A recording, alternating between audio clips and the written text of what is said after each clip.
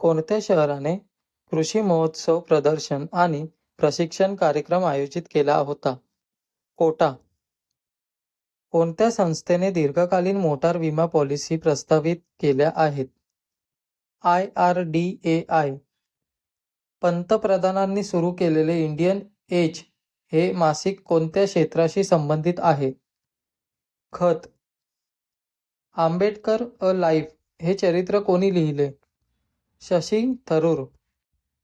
बातम्यांमध्ये दिसणारी सुकापैका नदी कोणत्या राज्यात आहे? ओडिशा.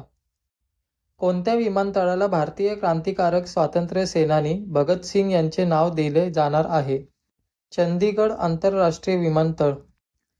नुकत्याच आलेल्या NITI आयोगाच्या अहवालानुसार पोषण अभियान योजनेच्या अंमलबजावणीमध्ये कोणत्या राज्याने प्रथम क्रमांक पटकावला? महाराष्ट्र. NCRBच्या ताज्या अहवालानुसार कोणत्या राज्यात सर्वाधिक देशद्रोहाचे गुन्हे दाखल झाले आहेत? आंध्र प्रदेश. जागतिक व्याघ्र दिन समारंभाचे आयोजन करणारे ताडोबा व्याघ्र प्रकल्प कोणत्या भारतीय राज्यात आहे?